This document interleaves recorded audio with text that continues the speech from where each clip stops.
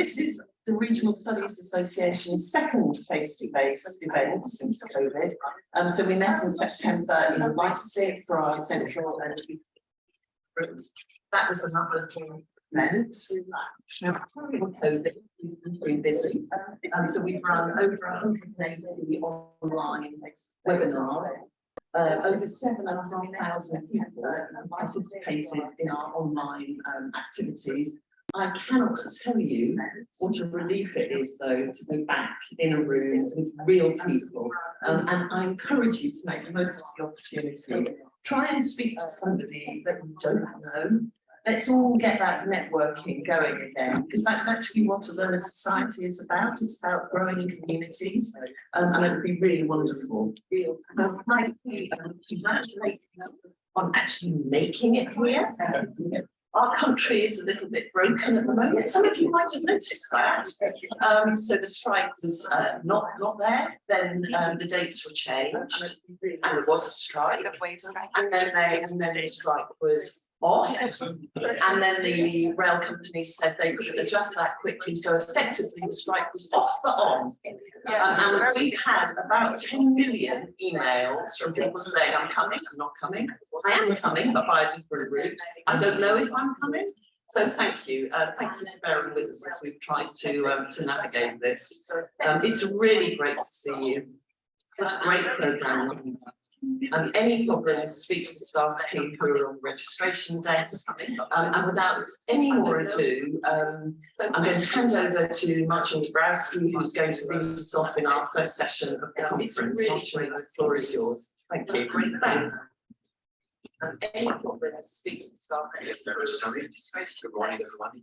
It's a pleasure to chair this first opening session of the conference, and this session will discuss sustainability transition and education for different regions. And we will have three speakers with us today. We will begin with Lars from Western Norway University of Applied Sciences. Then we will follow up with Eveline from Wageningen University for Netherlands regions. And finally, we will close with the presentation from Joanna. We will begin from Bartlett at the UCL. And myself, I'm based at the Delft University of Technology, and we will follow up with urbanism. So the session will be kept interactive, and we will try to engage you in a traditional way, but also using Mentimeter. Myself, so we'll be using this device throughout the session to ask some questions, for some reactions. So perhaps either you could use your platforms to just go to menti.com, traditional way, using code.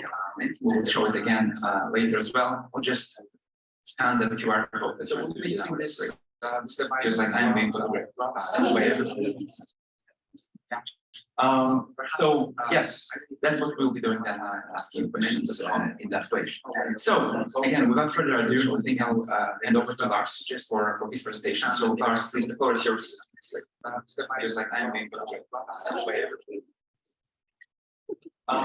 so yes, that's what we'll be doing then, that way. So again, without further ado, all right. Good morning, everyone. Thanks a lot for organizing this. It's really lovely to be able to meet in a physical setting. So I won't have much time. I'll use the next 10-12 minutes to reflect a bit on work I've been doing at the intersection of research, policy, and practice in the field of urban and sustainability transition in the past 10-12 years. So first of all, at the Lund University at Circle, where we engage a lot with Renova, the Swedish innovation agency, and doing analysis and evaluations of work on innovation policy programs around societal-driven innovation, transformative innovation policy, their terms of missions. Then I've spent a few years in Australia at the University of Melbourne as the City of Melbourne Chair for Resilient Cities, which is a partnership with the local council of Melbourne, and also involved collaboration with the 100 Resilient Cities Network, which is a lot about doing embedded sort of action research around themes of resilient innovation, transformation, and urban setting. They'd also detoured there on a regional setting helping to develop a sustainable smart specialization strategy for the Gippsland region in regional Victoria. We just found out that this sort of pilot, we'll talk a lot about pilots in a bit, has now become mainstreamed and has become sort of the mainstream approach for regional development in regional and rural Victoria. And last but not least, my newly adopted home region of Western Norway, which is the heartland of the Norwegian oil and gas industry, but which is at the same time a region which has set itself very high ambitions in terms of climate emissions reduction, and is looking actively for pathways to diversify its sort of oil and gas specialization into low carbon, zero carbon future. So I should probably acknowledge that my engagement with sustainability transition is very much sort of informed by reading and interacting a lot with the so-called sustainability transitions community, which here in 2000 as a sort of subfield of innovation studies with a sort of a crossover to science technology studies, as the figure shows, and which really sort of engaged with the question about how do these sort of major shifts in socio-technical systems come about and could lead to more sustainable patterns of consumption and production.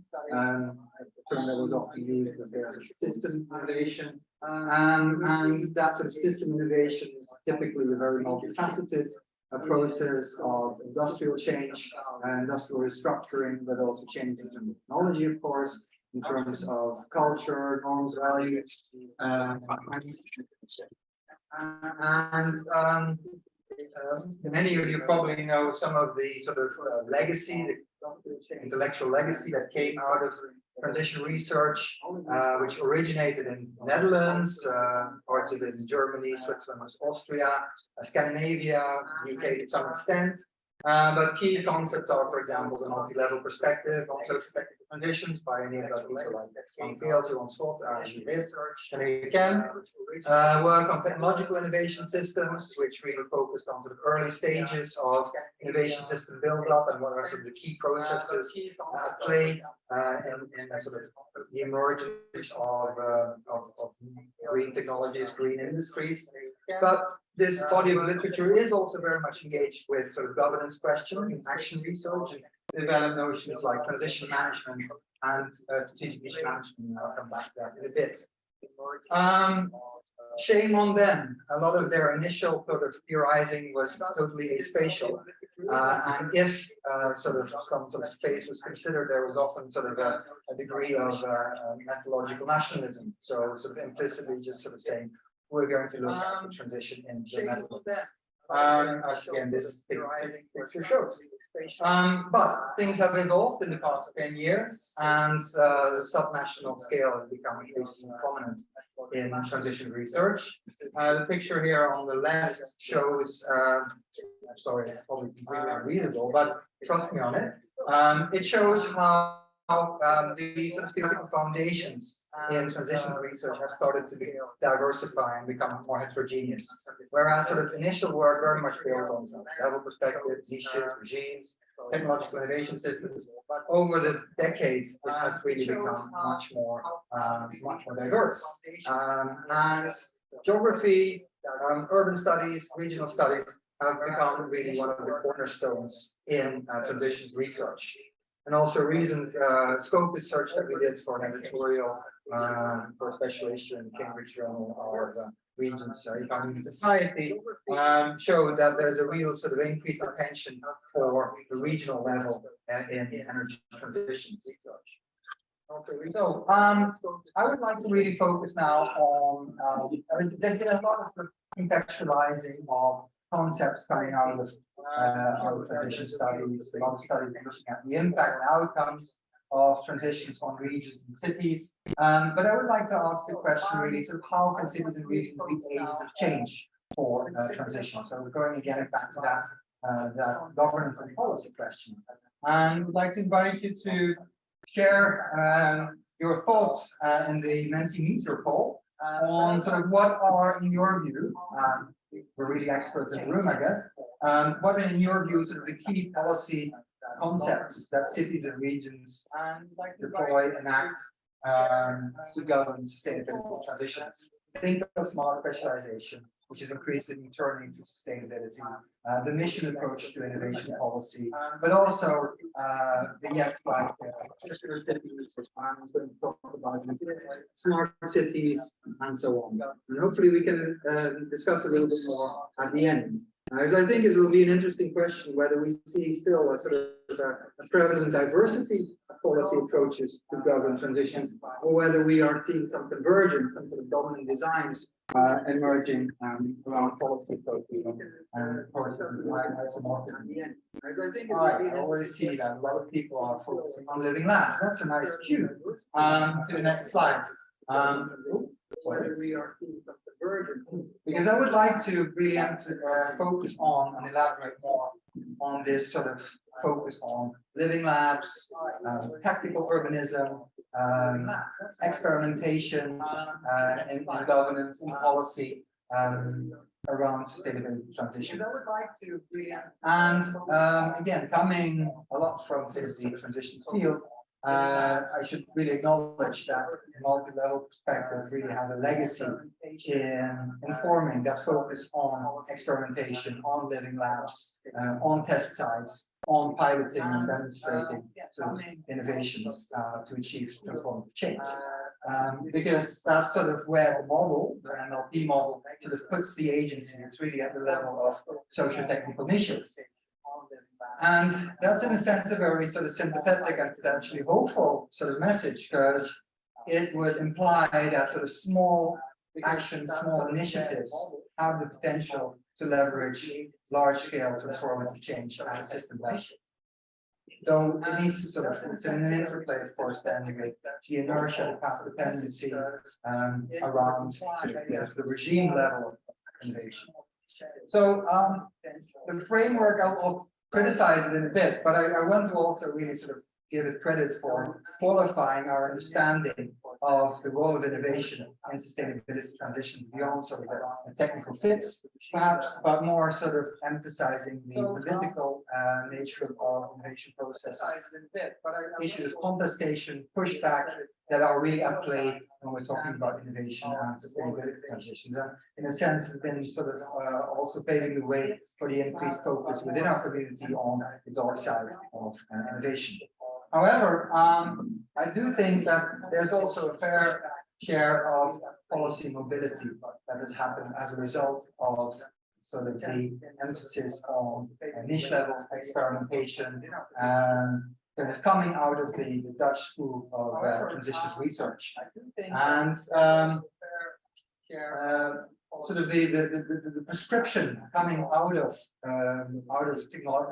transition management, strategic niche management, as sort of a governance technique, is that you need to sort of experiment with socio-technical innovations around, say, shared mobility, around new types of currency, around community renewable energy initiatives, and that is partly about sort of developing innovation, but a lot also about testing and legitimizing and institutionalizing innovation. And it does that in a very sort of deliberative, participatory way, with sort of a view to include all relevant stakeholders, and with an emphasis then on processes of social and technical learning. And we've been sort of following the sort of how this sort of transition management approach to transition governance has traveled. And partly it sort of made its way to Sweden, and in sort of, especially in sort of the implementation around how do we get to mission-oriented innovation policy, the sort of focus on transition management has been quite strong.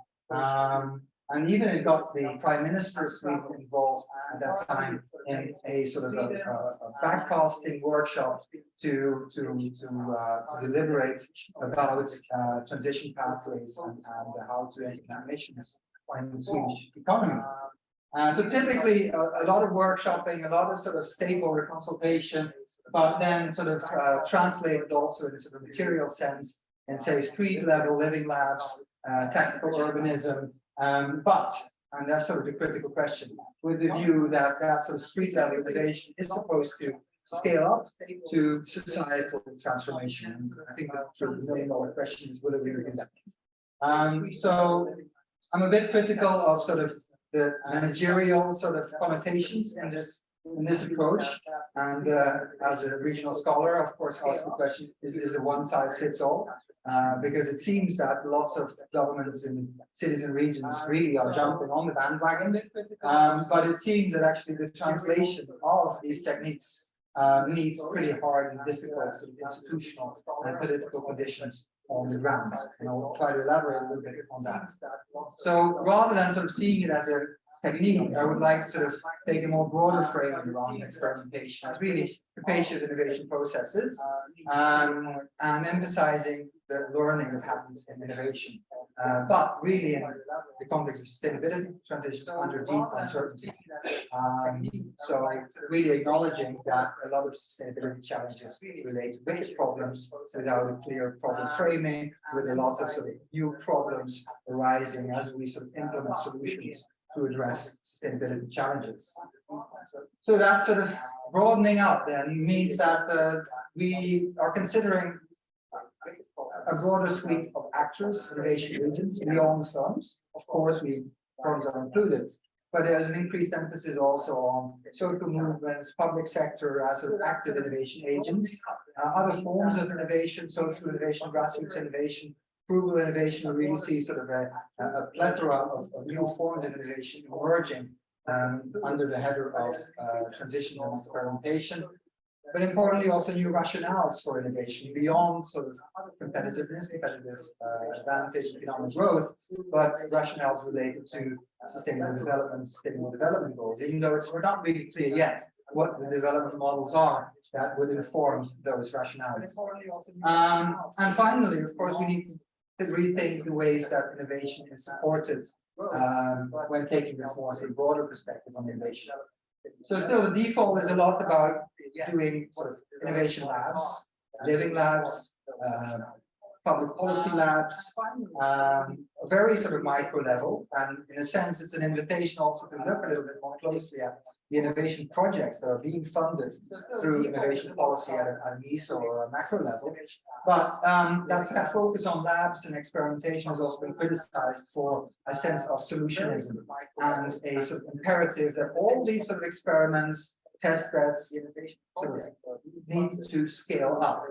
And people have been calling out for the politics of that scaling. The recent paper by Footnow.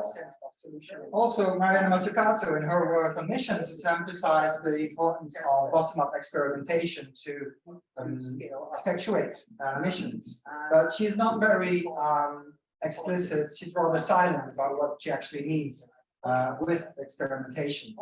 So there's sort of an interesting sort of focus on directionality in innovation through the lens of sustainability transitions, but it's unclear yet how that plays out against principles of subsidiarity. And so the multi-level governance space of missions is largely untouched yet, despite missions having become such an important policy concept in this European research and innovation policy. And the thing I wanted to sort of bring to the table here is this sort of focus on experimentation really about testing innovation and technology, despite often sort of the way it's portrayed in living labs and so on? Or is it really about sort of testing new orders, new social orders? And it's much more about sort of the institutional, organizational, and cultural change that these experiments are sort of probing and testing.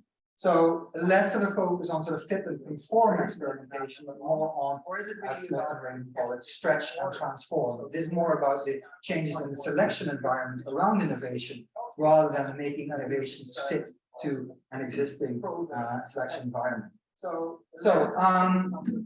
to wrap up and to conclude, for as sort of a transition scholar, it's very interesting and encouraging to see that there's a greater emphasis on directionality in innovation policy through notions like missions, transitions, transformation. But I fear that there is also a risk that these become quite sloganistic, creating kind of ceremonial policy responses. All smart specializations are now going to sort of address the SDGs. So I think in order to do this in a more sort of effective way, we need to better understand the meta-governance of such policy experimentalism, and pay not just attention to the actual sort of sites of experimentation as is currently in Oslo, but really sort of more the meta orchestration of such experimentation. Who sort of organizes it, who makes sure that these experiments actually communicate with each other, learn from each other. There's a lot of emphasis there on using really the notion of diagnostic monitoring, not just doing summative monitoring and evaluation of innovation projects, but really also formative. But then the question is, if you do formative monitoring and evaluation, you do a lot of work on sort of idiosyncrasies of experiments and how they travel in a sort of interregional context. The neglected issue of learning from failure. A lot of innovation, a lot of experiments go wrong, and there's a lot that you can learn from it, but it's often sort of rushed under the table. And finally, then sort of an emphasis really on what's the institutional work and the capacity that really play in order to engage with a sort of turn to quality experimentalism or government experimentation. So some sort of hopefully provocative questions to wrap up with. We're of course at the same time in an age of climate emergency, a biodiversity crisis. I mean, there's a real sort of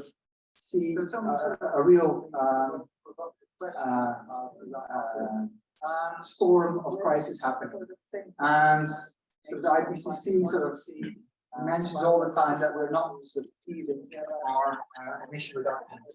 So experimentation is a very sort of light brush, low cost potentially, and ephemeral sort of policy approach. And the question is there still time for experimentation? And I guess what we need to ask ourselves much harder is, so what happens after we finish experimenting? What do we do with all these living labs, these sort of technical organism initiatives? How do they actually sort of make an institutional impact? Thank you. We have time for one quick question of the audience, and then we come back.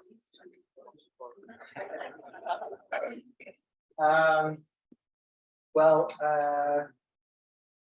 I think there is time for experimentation, but it's a necessary but sufficient approach, but not sufficient approach. And I'm a bit worried that it has become a bit of a silver bullet, and that it sort of also is used for ceremonial, symbolic purposes. Because it is, as I said, so it can be relatively low cost. It's inclusive, so it makes stakeholders feel engaged and committed. But the question is, what is really the effectiveness of these sort of labs, experiments, test beds? So unless we ask that second question, so what do we actually do with that sort of explosion of experimentation?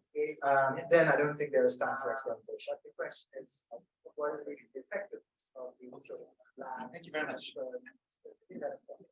So unless we ask that second question, what do we actually do with that sort of explosion of experimentation? Then I don't think there is time for experimentation. Well, let me just take over while they're talking. I'm very happy to be here. My name is Eveline from Leeuwen. I'm professor of urban economics at Wageningen University in the Netherlands. And I'm also the scientific director of the AMS Institute. It's an Institute for Advanced Metropolitan Solutions. And it's a collaboration between Wageningen University, TU Delft, MIT, and the city of Amsterdam. And actually, it's a very nice example of some things that also Lars talked about today about having living labs, making sure that you have impact with living labs inside the city, and you can learn from it both from academics and from society.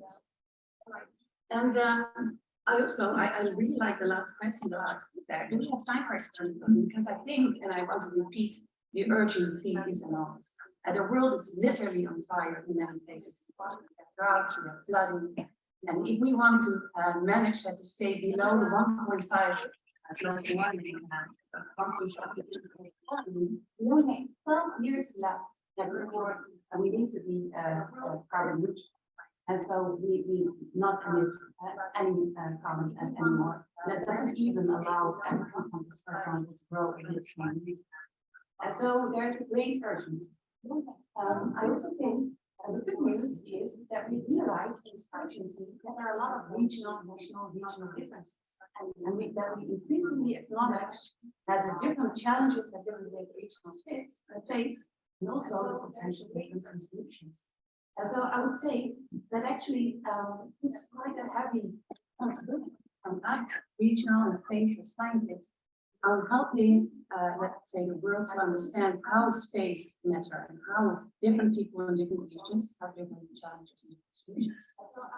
And I think beyond regions, cities are seen as epicenters of impact. Of course, there's a lot of consumption taking place in cities, a lot of waste taking place in cities. But we also have to realize it's because there are a lot of people in cities, and if these people would be spread out of, let's say, the rest of the country, the situation, the environmental impact worse in our economic development part of the world. There's a lot of consumption. And so next to that, these are also great places for innovation. But we have a lot of different ideas, different backgrounds, but also a portfolio of activities, which, for example, in some types of circular economy, it's very useful not only to find solutions, but also to experiment in its host vicinity and in spatial, close and nearby planets.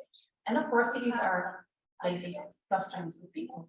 And by that, cities are also very important for transitions, not only for the solutions, but also for experimenting and to start to experiment. The question, of course, is how. Unfortunately, I'm not going to answer that here, but I just wanted to put some seeds in your mind in how to think about this kind of transformations. Because I think a lot of people would argue it's the economists to do it, and the economy is the solution. If we would have more innovation, a clever economy, then we can solve it. We've always done it. Actually, I think that the economy, because the other side, people also have a lot of criticism about our current economic system. And I think that our economic system is one of the pink elephants in the room. It's not something that we like to talk about, or it's a very sensitive topic. So here I also would like for the mental leader to ask your opinion about our current economic system. And I think that our economic system is one of the pink elephants. So here the first question is, to what extent do you think, and just be very black and white, and you can say perhaps, but do you think it's our current economic system that caused the climate situation and the challenges we face now? And I see some people saying no, and actually I would love to ask why yes and why no, but there's no time for that, perhaps in the discussion or perhaps later. Some people are not sure. Overall, the greater answer is yes. Challenges.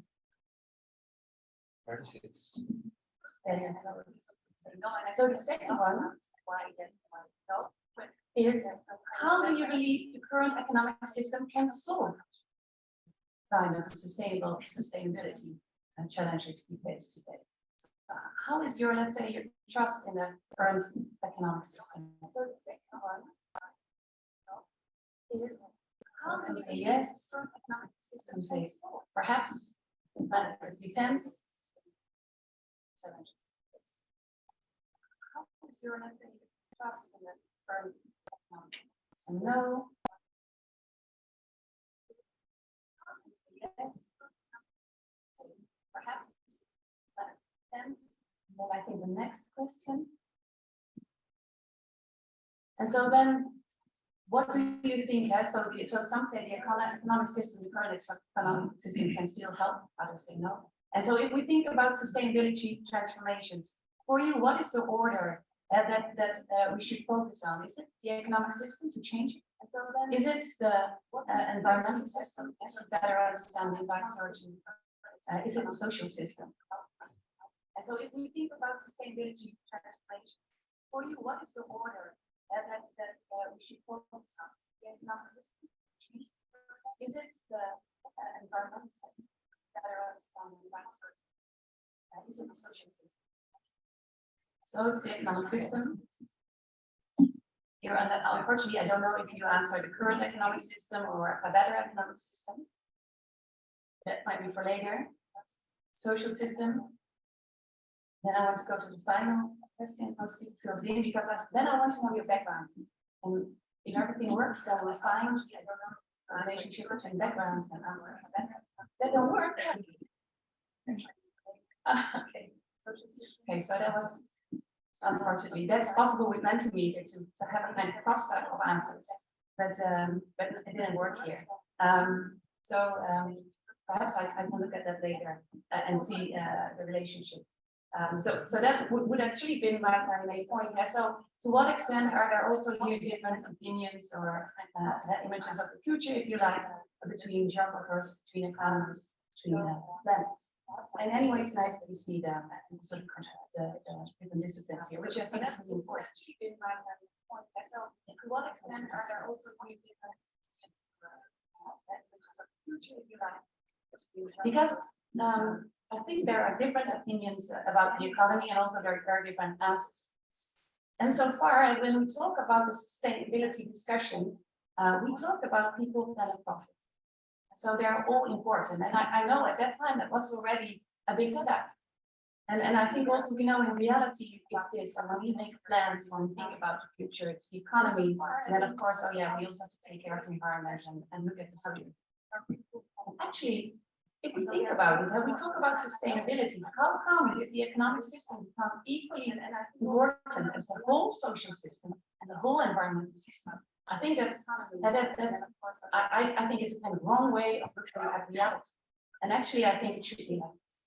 And we should look at society and social implications.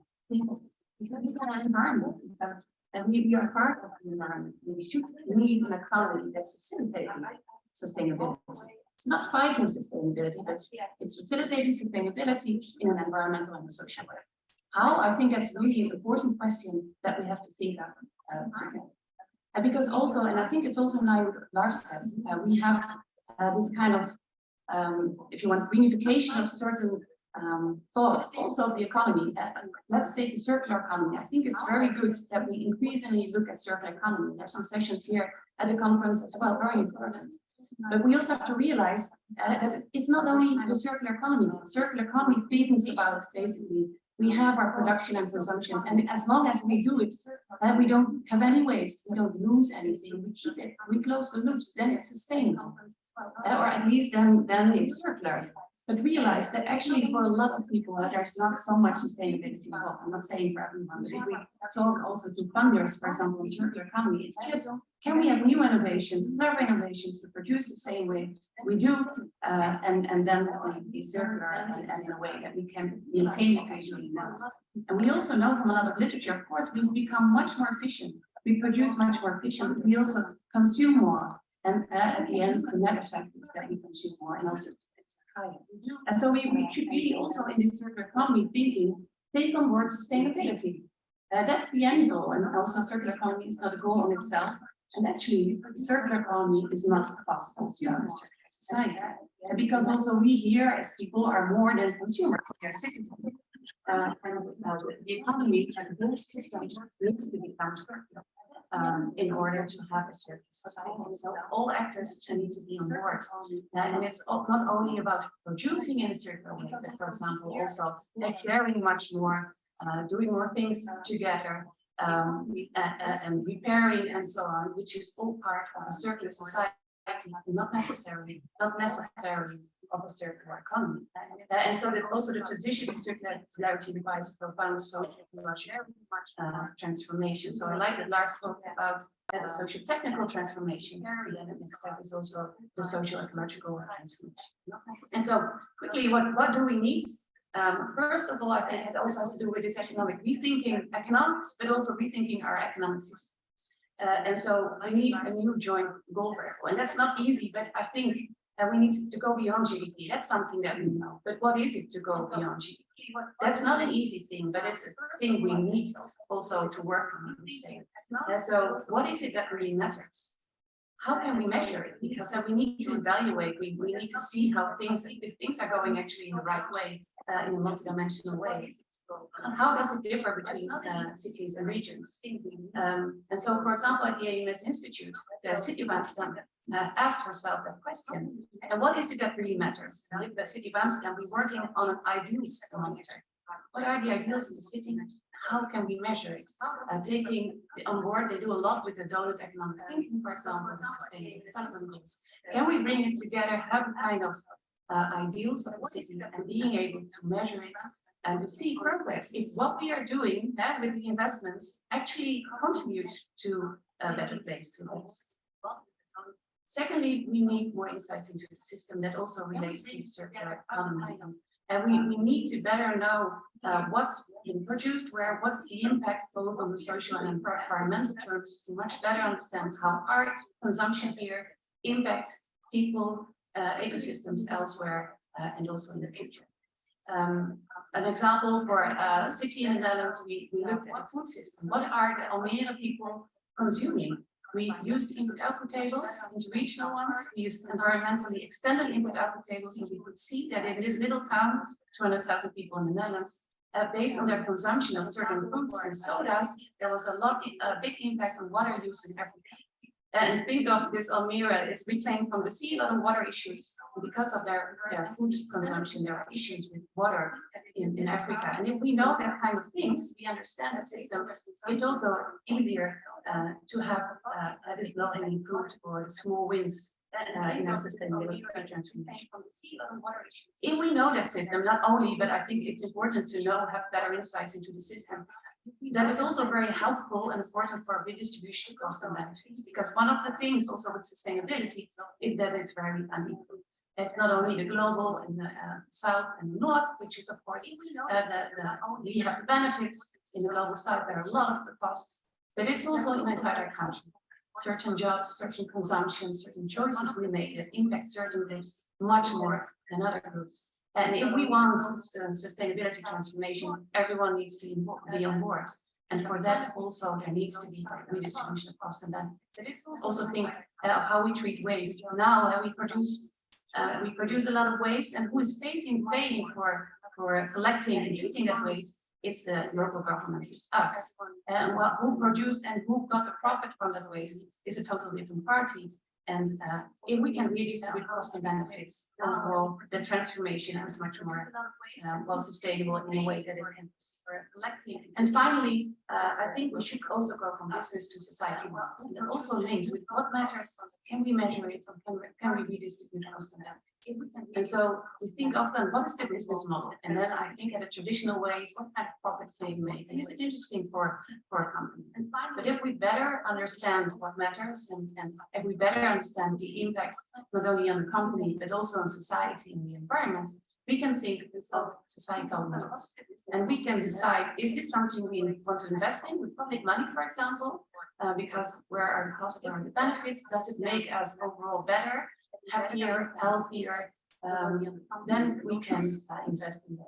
And so it has to do with the evaluation of labor, of the cost of materials, impact on CO2, and also the opening of the value of what can become. And I think this is what I want to end with. It's better understanding the system, rethinking what is our economy, why do we have an economy, what do we need from that economy, and how can we make it work for us instead of overly against us. Thank you very much.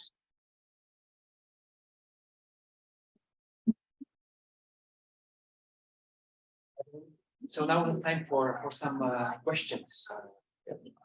Are there any questions, comments from the audience? So now it's time for some questions. So thank you for the presentation. A quick question. When I think about the notion of secularity going around just relative to our economy, I worry a bit about the local, regional, national, and then global perspective. And I guess my question is, how do we approach circularity looking at the idea that there's a global driver that we also have to consider? I would suggest at the outset. How do you think about that? I think indeed that the multi-level perspective in space is really important for circularity. And I think there are different things that you can do at local level and regional level. And of course, we are all connected. But also we have to realize that the benefits and costs are also multi-level. And so that if we have a regional circular economy, I think the advantage there is that it's not so abstract anymore. If we think about the regional circular economy, we talk about real partners, we talk about real impact and solutions that are related to the challenges of that economy and the characteristics of that economy and the people living there. And of course, they're still tied, they still tied to global and national networks, and they should be. I think we cannot be resilient in a regional economy. There are a lot of benefits from being connected to other parts of the world. But for example, in Amsterdam, another example because I work there, they think about this donut economics, and so they also want to say we want to be carbon neutral in 2030 actually already. But we should not only look what we emit really in the city boundaries, but also what we through our consumption emit somewhere else. And of course, then it becomes a different goal. And the first thing is know that, have insights on that, and secondly is then the question, yeah, how can you have influence on that? But we should not only look what we emit really in the city. And it was a really fascinating presentation. I think reframing could have a circular society rather than a circular economy could have a strong policy impact. But talking about policy impact, politicians here, maybe in the UK, but also in the Netherlands and in other countries, sometimes they're telling to us, when we think about a net zero strategy, it has to be a progress strategy, otherwise business leaders and so on are going to move. Talking about policy, not people like me who focus on the growth and that is like very discouraging. So what could you tell to these politicians that the net zero strategy has to be a progress strategy? Yeah. Well, I think you're right, but I also think that there's a lot of demands from also companies, for example, and regions and cities to have these kind of programs.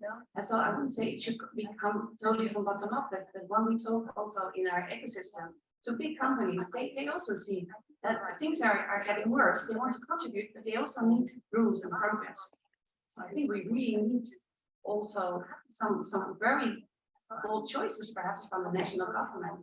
And I think also, even though of course there's a heterogeneity of opinions in companies, but there's also a stronger demand for it. And I think also in the meantime, having these experiments, these living labs with what works and what doesn't work in certain contexts. For example, having these areas where you have the legislation can be different, that is kind of sentence.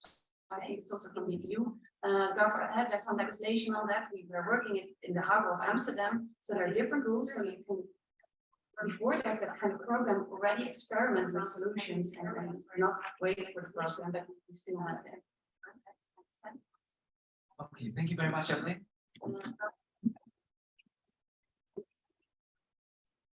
Hello everyone, my name is Jo Williams. I'm a professor at University College London, just down the road here. I'm also director of the Circular Cities Research Hub, which is based at UCL. Having said that, I'm not going to be talking about circular cities today, because I'm just talking about transitioning to living in systems.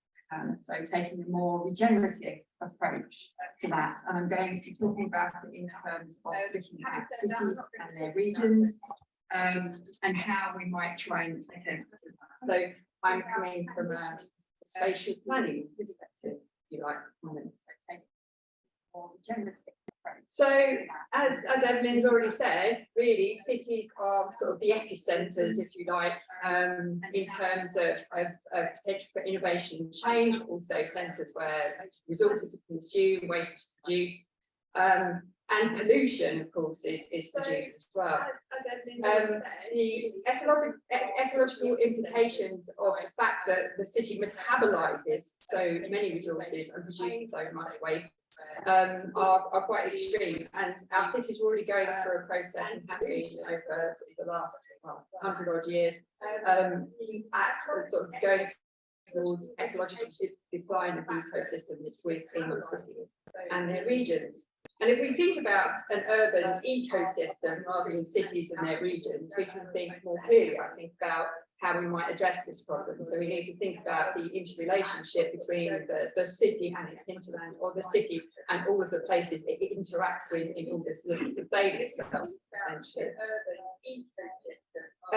Because cities have degraded, it makes it quite difficult for the ecosystems have degraded. It makes it difficult from two perspectives. Firstly, if we're going to try and improve the health of the ecosystem and those living in it. But secondly, also, if we're going to move towards cities producing more of their own resources locally. Having said that, if we want to move towards systems which are more sustainable and regenerative, we have to think about how we're going to firstly reduce resource consumption. Secondly, look towards localizing some of these urban ecosystems, so reducing the distance over which many of these resources move. And when I talk about resources, I'm talking about energy, materials, water. I'm also thinking about the types of resources within cities you have already, the infrastructure, for example. We want to localize resource flows, and of course we do want to look towards trying to recirculate some of these resources within the urban ecosystem through reuse, recycling, energy recovery, and so on.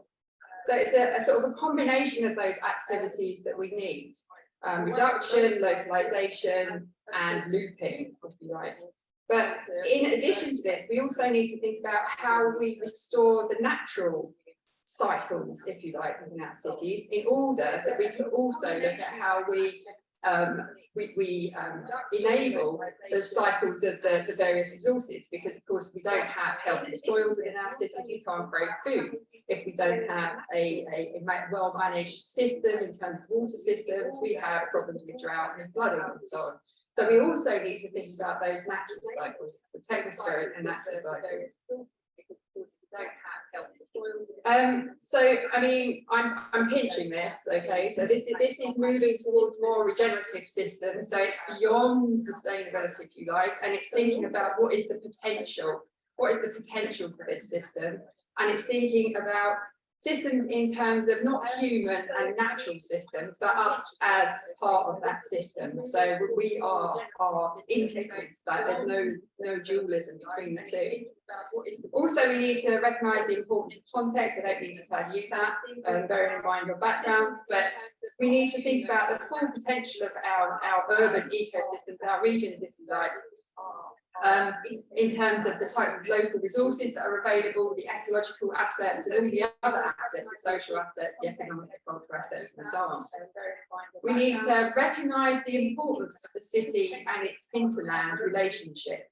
So we need to think more in terms of becoming more symbiotic and cities being less parasitic, essentially. So more needs to happen in cities than does currently in terms of producing their own resources, recirculating resources, and also providing some of their own ecosystem services, so that not all the pressure is being put on the hinterlands. So more needs to happen. Also, if you have a regenerative approach to development, you need to engage lots of people in that process. So it's about people becoming the co-producers, co-provisioners in this process. And they have a responsibility within that to not only think about design solutions and planning solutions, but also to be part of that change. So they need to be responsible for the regeneration of that system. Co-producers, co-provisioners. So what's this going to look like? Well, okay, so this is stargazing time, but essentially it has been done to a sort of a lesser extent, or it's being attempted in sort of cities, certainly within Europe. Firstly, we would be having cities and regions that adopt these sort of looping actions, so reuse, recycling, and recovery, which would operate across a range of scales.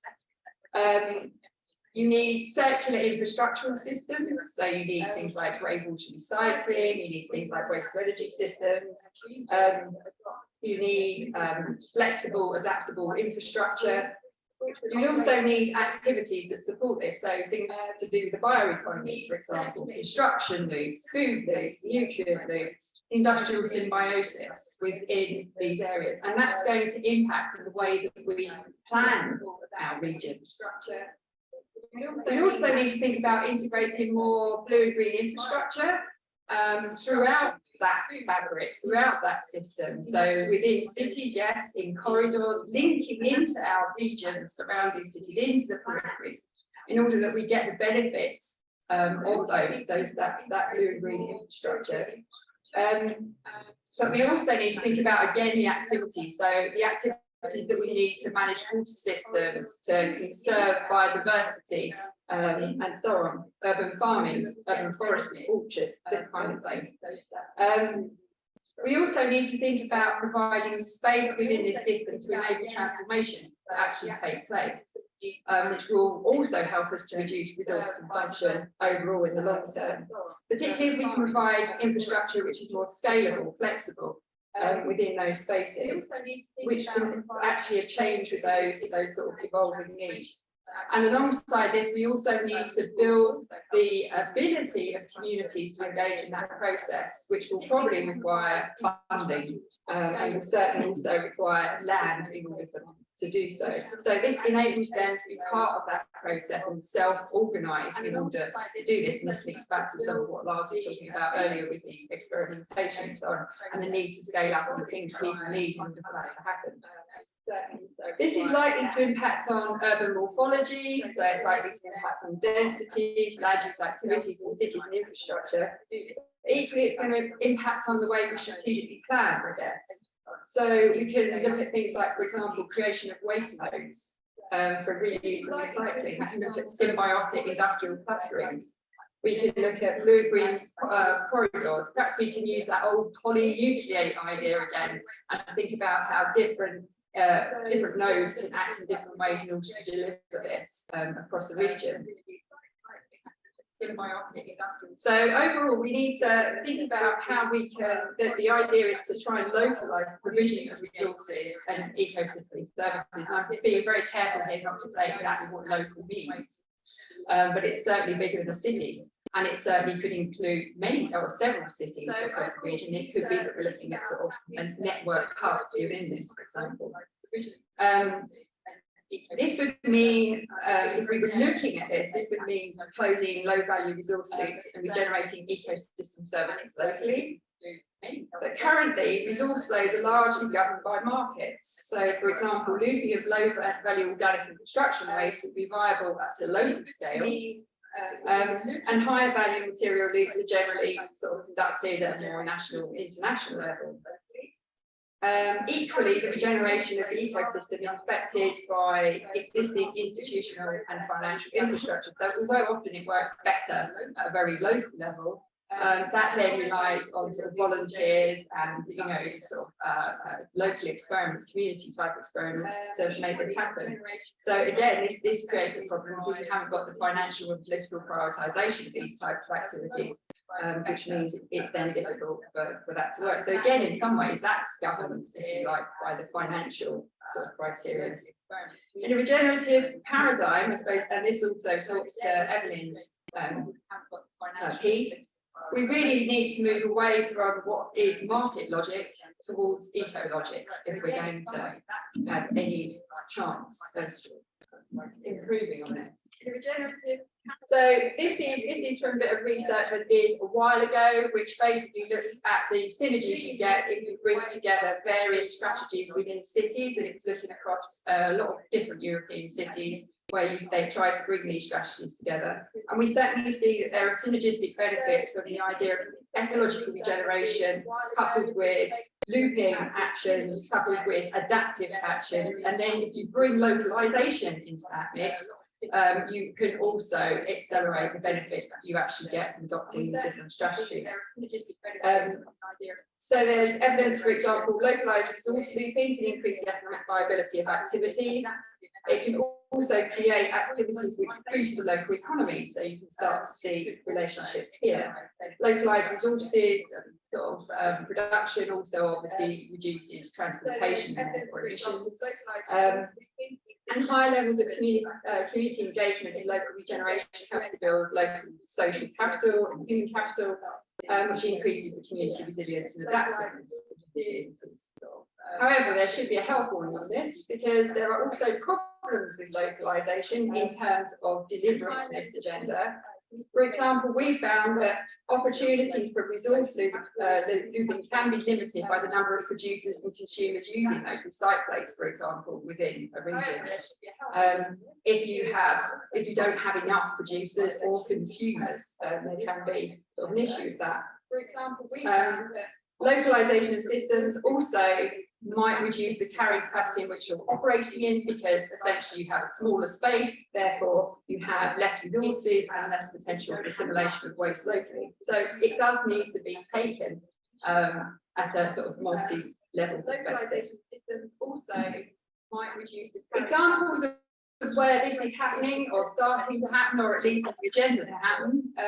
So we have here two cities taking a more city regional approach to this sort of a regenerative approach.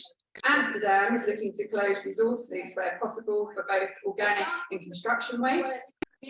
Top right here. So for example, wastewater is used to produce compost, feedstock, pharmaceuticals, construction materials and energy, and this helps to increase both local food security and energy security.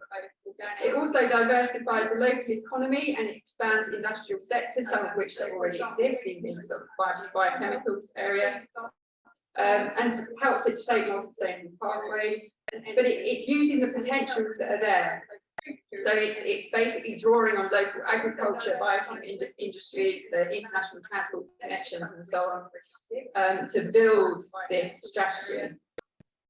Paris, on the bottom here, Paris is adopting a similar approach because it too is looking at regional food production and closing food loops regionally, and that's partly by growing food within the city, but also using land directly outside the city to produce food. Also, they've got a food reuse strategy which helps to also underpin this, which is of course made more substantial as a result of having legislation which supports it at a national level. In addition to this, it's looking at construction waste, and it's also looping construction waste, and it's also creating clusters, industrial clusters, to encourage symbiosis within Paris. Of course, for a very long time, Paris has had a grey water recycling system. It also uses its organic waste, its food waste, for compost and to create biogas for the city. These are great examples, but so much more work needs to be done to look at how these same solutions might play out across a less urban region, for example. How could more polynucleate clustered approach to regenerative development close resource loops? And through linking activities and to enable ecological regeneration to happen. And also, how can this actually work with very large cities? So how on the one hand can it work with sort of smaller populations, more sort of dispersed, but also how can this work with very large cities, given you know, essentially the number of people that will be requiring those resources. Also, how can this work with very large cities? So how on one hand, in terms of looking at regenerative regions, there are going to be a lot of challenges, essentially. One of the biggest challenges is the low political priority of environmental goals, ecological goals, unless they're linked, of course, to jobs, health, and possibly resource security. There's also going to be issues around scale and cross-boundary coordination. We need to manage resources and ecosystem services at appropriate scale, but this often requires cooperation across those boundaries, those administrative boundaries. This creates issues around who benefits and who pays, essentially, for that, for these activities.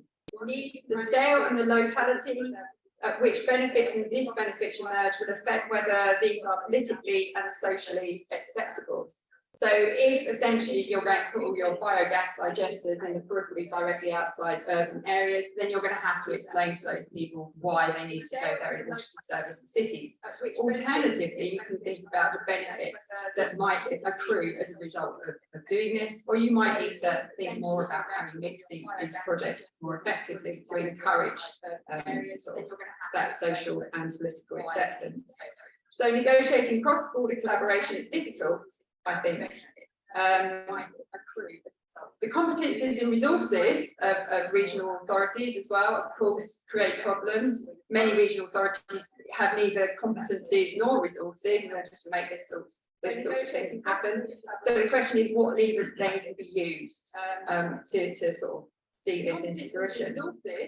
There's a lack of data, it's often aggregated, but you know, without the data, without being able to make a case essentially for this kind of transformation, how do you get the political buy-in, the interest from the political elite, but also how do you get interest from investors? So if you want people to invest in these systems, again, you need to demonstrate the benefit of that, and monitoring would help to do this. Of course, it could also be used to help engage wider society.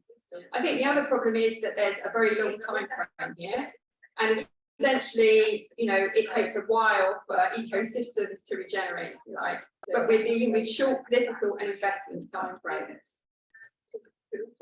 And finally, I suppose at a regional level, one of the difficulties is how do we engage communities? It's easier to engage communities in streets, in neighbourhoods and so on, but how do we get this cross-community coordination and engagement? And maybe we need to do this in a sort of a large and different ways, and we can draw from Paris as one of the places that managed to do this, at least the strategy, and then engage with co-provision. But how do we get this cross-community? In terms of sort of further research, I think there's been a lot of work in looking at things like eco-localism, it's sort of more from an economy perspective, bioregionalism, more from a planning perspective, but it's always talked about in very conceptual terms. There's very little that's been done to look at how we might implement this, and I suggest it's time we looked at how we might implement this.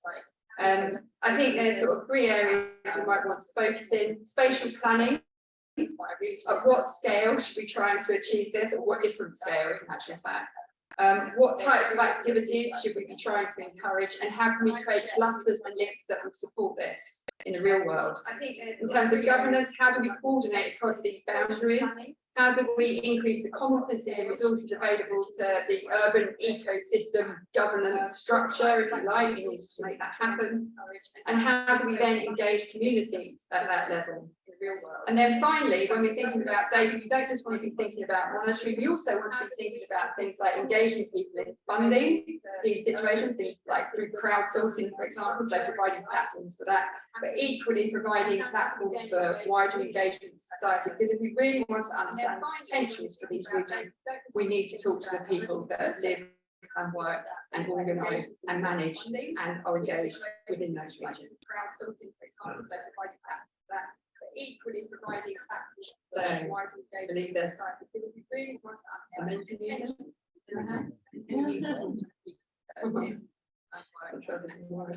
and manage and engage within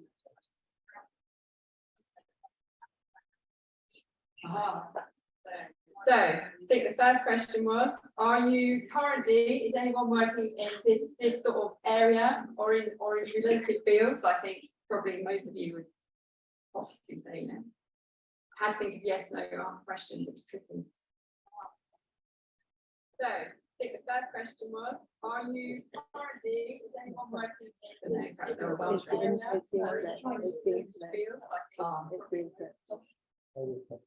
Not bad. It's the Wi-Fi. It's Martha. It's the Wi-Fi.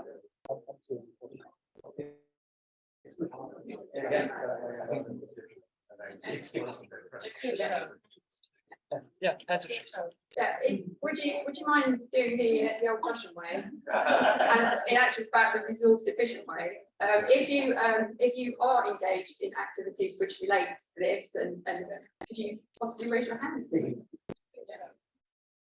Yeah, that's That's probably about a third of the audience. Okay. Okay, thank you. We'll talk to you afterwards. The second question was, how can difficulties of cross-boundary coordination be addressed within regions? Oh, it's up. Probably about. Well, no. Have you? Oh, okay. I've got different questions here. So the second question was, how can difficulties of cross-boundary coordination be addressed within regions? Have you observed similar difficulties in cross-boundary coordination? Yes, most people have. So, I mean, I'm thinking here in terms of this particular perspective. So it's looking at ecosystems sort of and ecosystem services and resource flows. But obviously, you know, we've explored these sort of issues in sort of previous history around commuting patterns, for example, lots of other kind of regional implementation problems. All right, maybe we can open the floor for a few questions to Joanna. So if you have some comments or questions, please.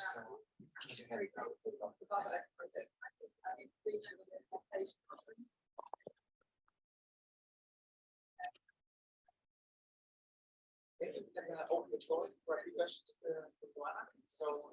So Andrew White from Kurds, Newcastle University. This is fascinating stuff. I was going to ask you about the evaluation of these interdependencies, these synergies, because it seems when we've done previous work on infrastructure with civil engineers, for example, they're always crying about how on earth you value these interdependencies between infrastructure systems, and that seems quite a fundamental question in terms of how you sort of move the frames of reference for valuing things that these synergies and interdependencies can bring in terms of this broader project of moving wise and regenerative sort of along the city regions. So I wonder if you have any comments on that, please. It seems quite a fundamental question. Thanks, Andy.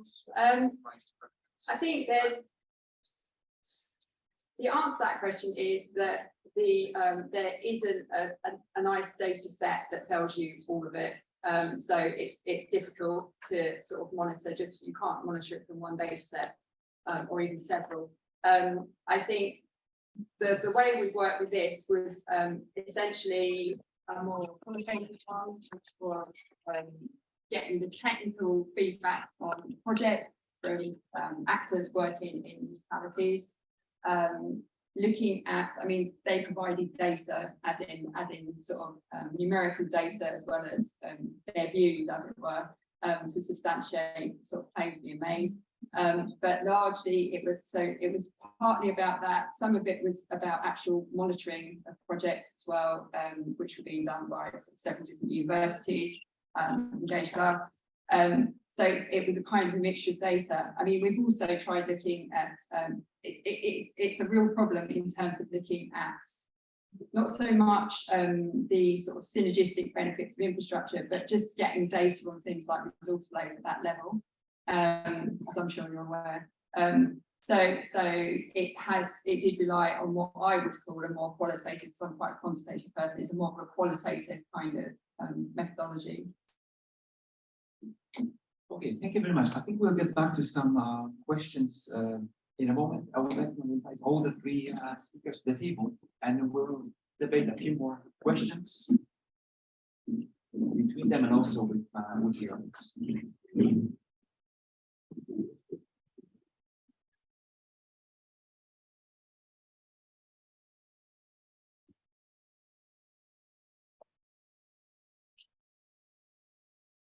So the first question that I would like to ask to each of the panelists is concerning the challenges.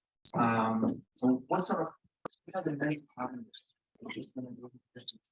citizen regions that you foresee? Maybe you could name your top three. You know, some of those were already coming up in the presentations, also the journalists, but I think maybe you can recap and think they'll be the most important ones that we should tackle. Shall we start with? Joanna, actually, it's a tough question, but I think one of the key challenges in sustainability transformation is that we know the urgency and we know what's going wrong, but it's much more difficult to envision the benefits. And then again, it also relates to the circular and the regenerative system as well. I think is that we miss those visions of the future and what are we up to? And then if I link it to our current economic system, and then we should change behavior, for example, consume less. And then people think that there are so many things we cannot do anymore. But and so it's only not doing things, we lose a lot of things, but there are actually a lot of benefits and gains. We know that from broad literature that the society might be much better off. But we miss these images. So what are we reaching for? And so and also perhaps to quantify them to some extent. Have nice pictures, but also put some numbers on it to better understand them. Thank you. And please also feel free to use the Mentimeter also to give some answers. I believe if it works correctly, it should be a possibility to do some open-ended answers. Well, you've seen a list of challenges in terms of specifically what I was talking about a minute ago. But I think I'd like to come back to Lars's question, which is, you know, these small-scale projects which tend to be adopted at the moment, is it enough, and will it do things quickly enough in order to make the kind of transformations that we actually need?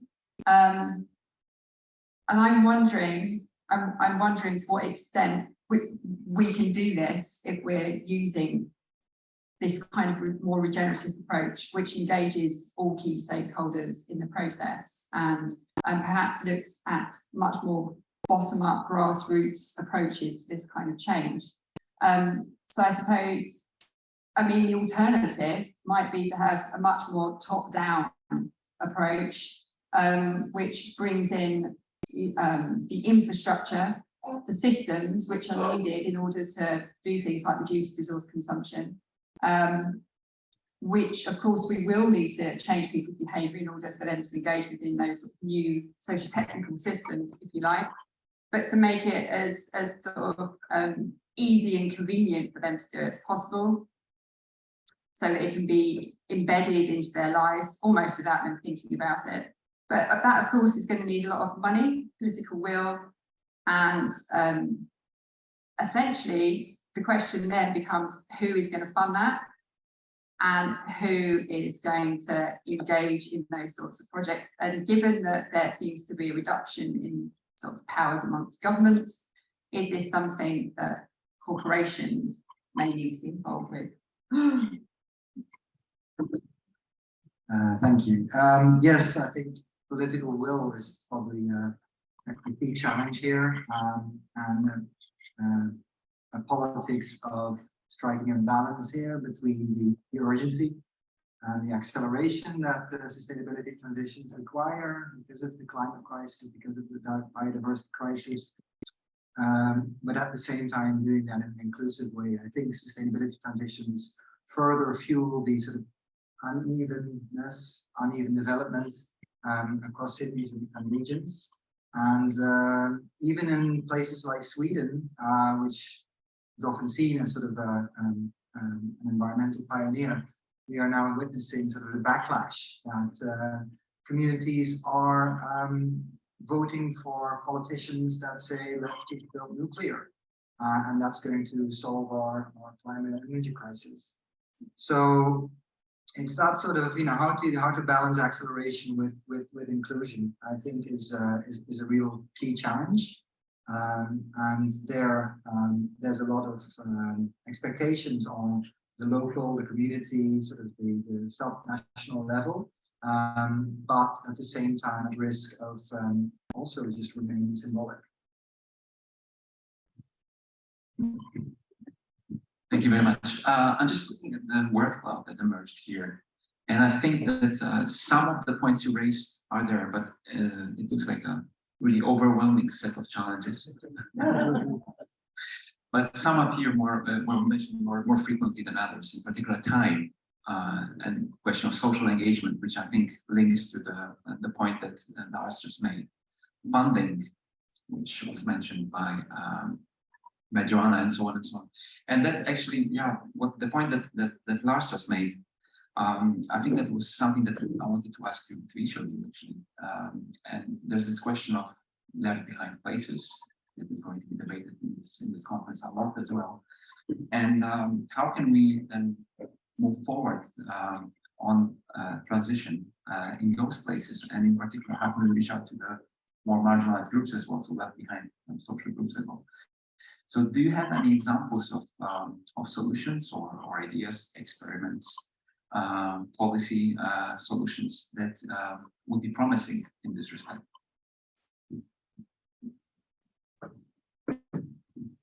Yeah, I think, I mean, there seems to be a bit of a standoff between long into the future, sort of very tech-based solutions like nuclear,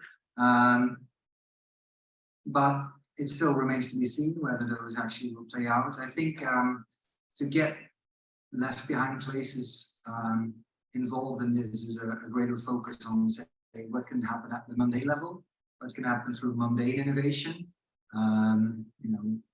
relating to notions like foundational economy, where sort of the rationale for innovation is not so much becoming sort of world leading and sort of globally competitive industries, but where a lot of innovation is really needed at the sort of the level of households, at the level of grassroots, and where a lot of sort of gains can be made in terms of environmental and energy performance, but which at the same time can be empowering and can sort of show direct benefits.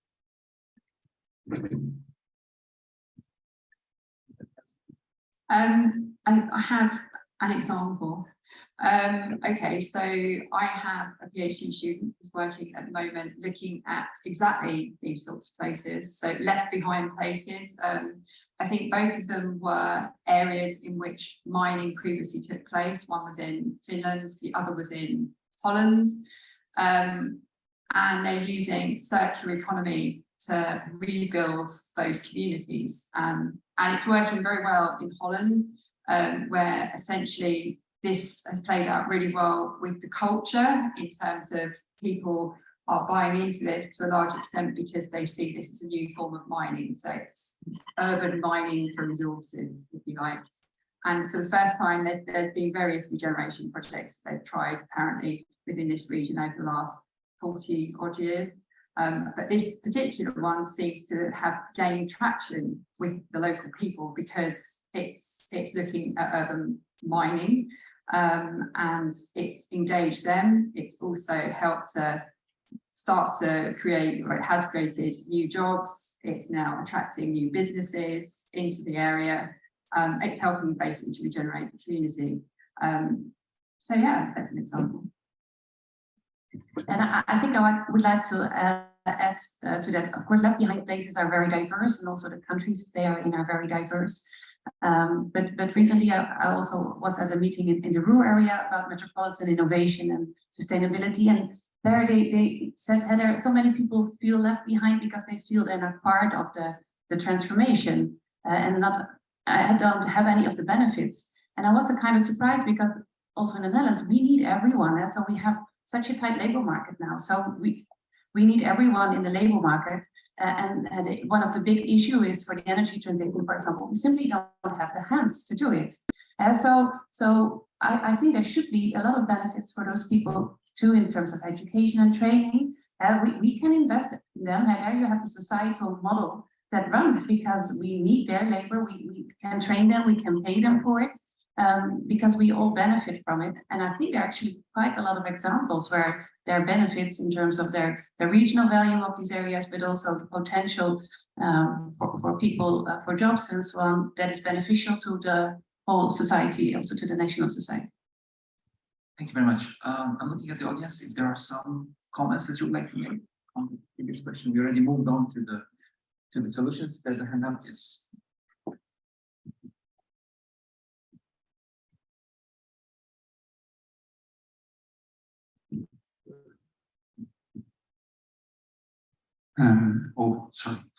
Martin Henning, Gothenburg University. So thank you very much for your very interesting talks.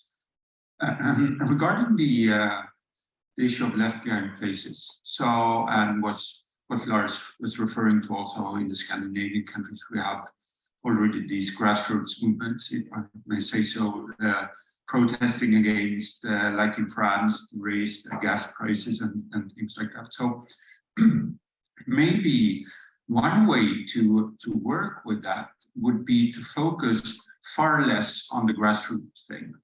So what I mean is to focus far more on firms. So firms are, many of them, able to pay. They are, many of them, willing to do so. And 15 firms account for 25% of the CO2 emissions in Sweden. So talking about low-hanging fruit, I think one suggestion would be to focus far less on the grassroots level and far more on top-down policies to make firms involved. It would also hurt people that are, I mean, some of these people are in essence very sensitive. For example, if you commute 25 kilometers every day and you need to use your car, you're just very, very sensitive to raising the gas price, and then that will put you off, right? So any reactions on that? So far less grassroots, more top down. Thank you.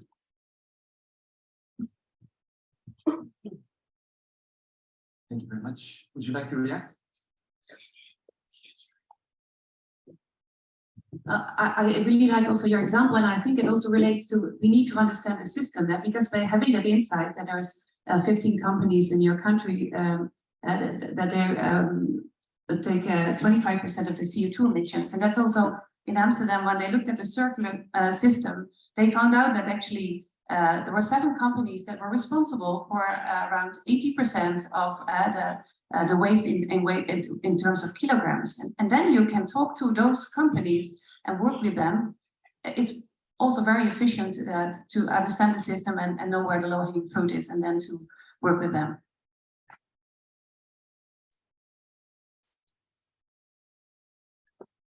Thanks, Martin. I think, I mean, it's a very, very good point that you make. And I would not like, I mean, maybe, you know, the economist in you also sort of provokes to say, you know, give some sort of clear guidelines, you know, set some priorities and not, but I think the issue with sustainability transition is that it's sort of all of the above. So it's not about sort of focusing on, say, mundane innovation at the expense of focus on you know, firms and greening of the economy, not at all.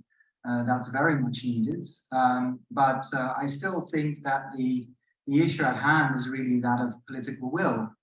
So, I mean, we know very well that if we would just increase, you know, a CO2 tax, firms will start, you know, improving their energy and CO2 emissions drastically, but it's not happening. And I think, you know, there are questions of legitimacy for the necessary policies and regulations is still waning. And we should, I think, very much listen to the grassroots that also, you know, revolt against higher fuel prices. But I feel like the political spectrum is sort of vacating in the middle.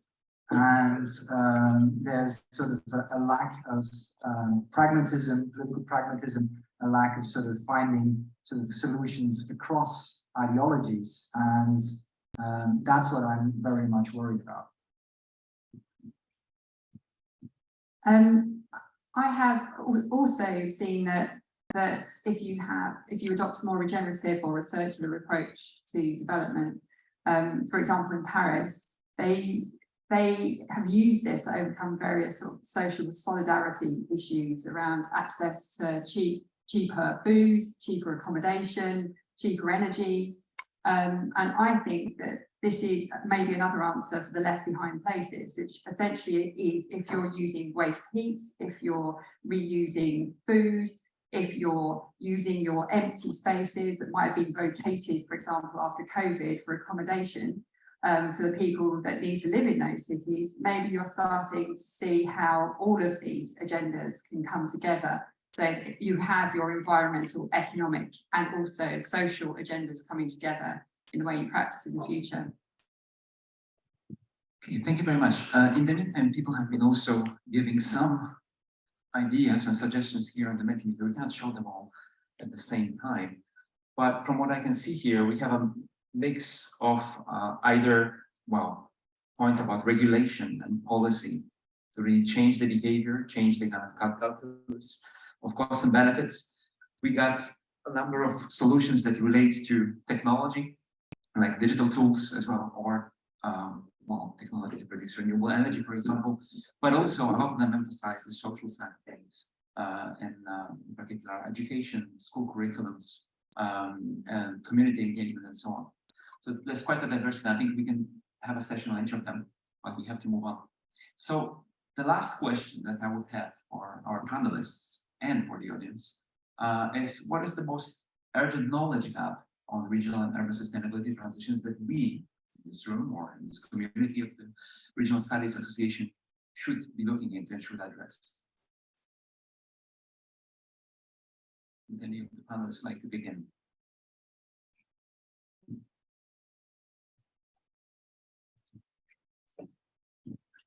I think I made a case for it in my speech, but basically I think we should be looking at regenerative regions, and I think there's an awful lot that's been talked about academically in terms of how we might move towards eco-localism or bioregionalism.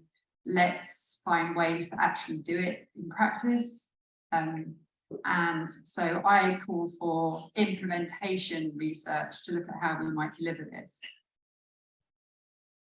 Yeah, I totally agree that we need to pay more attention to implementation of policies.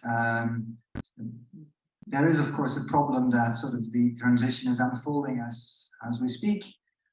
So it really sort of puts new demands on sort of the way we do monitoring and evaluation of policies, which would be a mix of both qualitative and quantitative approaches. I think, you know, your example showed very well how, you know, you can do a lot of monitoring of circular economy, but then I think the challenge is how do you kind of use that knowledge to establish a dialogue, a conversation with communities that is empowering, and that sort of, you know, creates that sort of social acceptance. So I think in terms of monitoring and evaluation, we need to get better at also being able in real time to monitor sort of changes in terms of institutions, norms and values. And there's a little bit sort of an emphasis still on sort of the easy to monitor effects of innovation, while as things like second order learning and all that's harder to get at. Yeah, and I think indeed all of the above, and I think also understanding the complex systems, so that interdependencies between dimensions and systems, between the environment and the social aspect, but also between within ecosystems and how people respond. So the complexity, I think it's something that also it's making it so difficult where to start, and so to better understand these interdependencies and know how to take a complex systems approach, I think that would also add to what's already been said before. Thank you very much. So also thanks for your suggestions. I think that there's a lot of them resonate with what the panelists have been saying, but just what catches my eye there in the very center is power, the question of power dynamics, questions of scale as well, of degrowth, but also perhaps stressed by less of you, but I think equally important is to also look a little bit beyond our neighborhoods and look perhaps into the global south and what sort of challenges and opportunities for the transitions lie therein. So, well, thank you very much. We have to close. Thanks to all the panelists. Let's give them a round of applause.